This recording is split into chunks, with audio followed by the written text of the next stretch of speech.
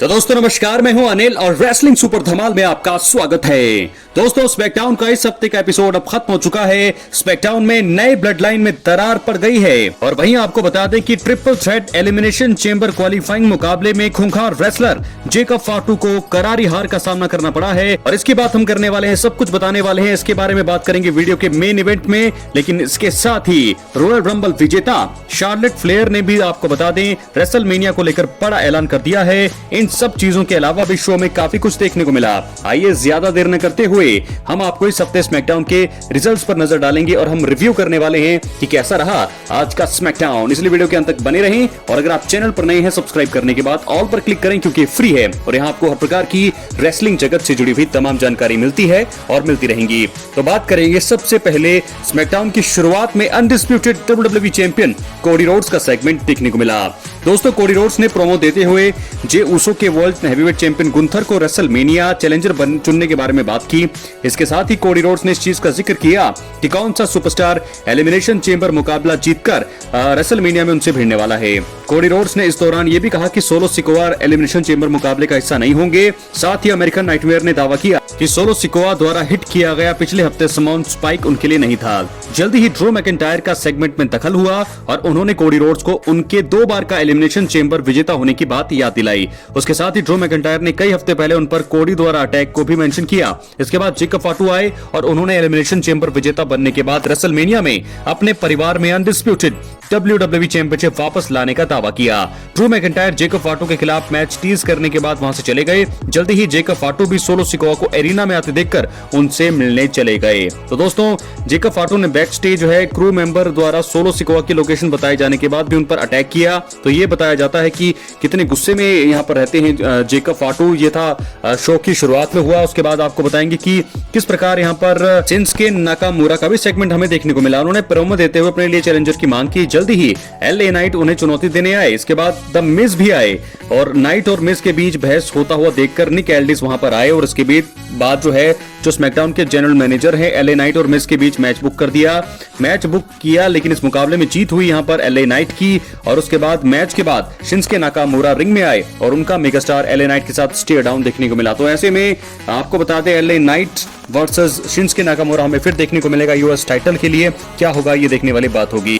तो दोस्तों इसके बाद हम बात करेंगे अगले सेगमेंट की जो जुड़ी है WWE women's champion Tiffany Stratton से। जी हां दोस्तों, आपको बता दें कि नाया जैक्स और टिफनी स्ट्रैटन के बीच कांटे का मुकाबला हमें इस स्मैकडाउन में देखने को मिला। इन दोनों ही सुपरस्टार्स ने एक दूसरे की हालत खराब करने में कोई कसर नहीं छोड़ी। टिफनी आखिर में नाया को अपना फिनिशर देकर मैच खत्म करना चाहती थी, हालांकि कैंडिस लेरे ने उन दखल देकर टिफनी स्ट्रैटन पर अटैक कर दिया। इसी वजह से मुकाबले में टिफनी स्ट्रैटन को DQ के जरिए जीत जो है उनको मिल गई। चैंपियनशिप रिटेन करेंगी यहाँ पर टिफनी स्ट्रैटन। लेकिन क्या हुआ उसके बाद बहुत ही खतरनाक चीजें हमें देखने को मिली। मुकाबले के बाद नाया जैक्स कैंडिस लेरे ने टिफनी पर अटैक किया।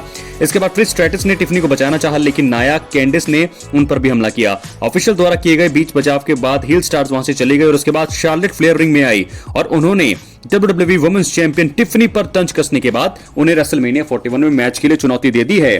कमाल का यहां पर ये अनाउंसमेंट हो गई है। दोनों ही रॉयल रंबल विजेता जो विनर्स थे, जे उसो ने पिछले हफ्ते हमने देखा कि रॉ में गुंथर को चुना और यहां पर शार्लेट फ्लेयर ने चुन लिया है अपना रेसलमेनिया 41 का चैलेंजर। रिया रिप्ली नहीं, ये होंगी टिफनी स्ट्रैटन। तो ब्रेकिंग न्यूज है रेसलमेनिया 41 के लिए। रिया रिप्ली डिफेंड करेंगी चैंपियनशिप को अगेंस्ट 2025 की रॉयल रंबल विजेता शार्लेट फ्लेयर के साथ। क्या 15 टाइम वर्ल्ड चैंपियन बनेंगी शार्लेट फ्लेयर? देखने वाली बात होगी। फिलहाल देखना होगा कि होता क्या है, लेकिन बड़ी खबर है स्मैकडाउन से आ रही है कि शार्लेट फ्लेयर ने यहां पर चुन लिया है टिफनी स्ट्रैटन को। बात करेंगे उसके बाद बैकस्टेज जेड कारगिल पर हुए हमले को लेकर के एक बड़ा डेवलपमेंट सामने आया है और लिव मॉर्गन रॉकेल रॉड्रिगेज उनके संभावित हमलावर के रूप में सामने आए हैं। जहां दोस्तों स्मैकडाउन के जनरल मैनेजर जो है यहाँ पर निक एल्डिस ने यहाँ पर नियोमी और बियंका बिलेयर को वीडियो दिखाया, जो वीडियो सामने आया जिसमें बताया गया कि जेड कारगिल पर हमला किसने किया है। एक वीडियो उन्हें दिखाई गई जिसमें साफ तौर पर रॉकेल रॉड्रिगेज और लिव मॉर्गन वहां से निकलती हुई दिखाई दी, तो जिससे साफ जाहिर होता है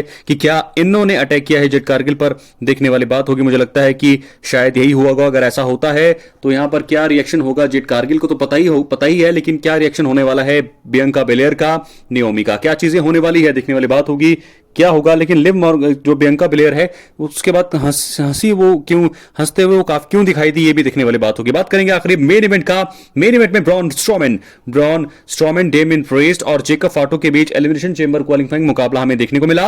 एलिमिनेशन चेंबर मुकाबले में जगह बनाने के लिए ब्रॉन स्ट्रोमन, डेमियन प्रीस्ट और जेकब फाटो के बीच खतरनाक फाइट हुई। इस वजह से तीनों रेसलर्स की हालत खराब हुई। सोलो सिकोवा ने आकर जेकब फाटो को जीत दिलाना चाहिए, लेकिन कोडी रोड्स ने उन पर अटैक कर दिया। इसके बाद सोलो ने कोडी पर अटैक करने के चक्कर में टामा टोंगा को धराशायी कर दिया और इसी वजह से जेकब फाटो गुस्से में दिखाई दिए, लेकिन उनके कुछ कहने और करने से पहले ही डेमियन प्रीस्ट ने उन्हें बैरिकेड के उस पार भेज दिया और जल्दी ही डेमियन ने रिंग में जाकर ब्रॉन स्ट्रोमन को साउथ ऑफ हेवंस देकर के पिन करते हुए एलिमिनेशन चेंबर मैच में क्वालिफाई कर लिया है। तो यानी कि एलिमिनेशन चेंबर में जगह बना ली है। यहां पर डेमियन प्रीस्ट ने हार का सामना करना पड़ा है, सोलो सिकोवा के दखल की वजह से हार का सामना करना पड़ा है। हालांकि वो हेल्प करने आए थे जेकब फाटो की, लेकिन डेमियन प्रीस्ट जीते हैं। जेकब फाटो की बहुत ही बड़ी हार हुई है। तो दोस्तों ऐसे में देखना होगा कि अब आगे जाकर क्या होता है। फिलहाल एलिमिनेशन चेंबर क्वालिफाइंग मैचों की बात करें तो जॉन सीना, सीएम पंक, यहां पर उसके बाद फिर ड्रू मैकिंटायर, लोगन पॉल 4 हुए हैं और 5वें हो गए हैं डेमियन प्रीस्ट। अगला मुकाबला जो है क्या सेथ रॉलिंस जगह बनाएंगे, देखने वाली बात होगी। लेकिन ये बड़ा मेन इवेंट शॉकिंग एंड हुआ है स्मैकडाउन का।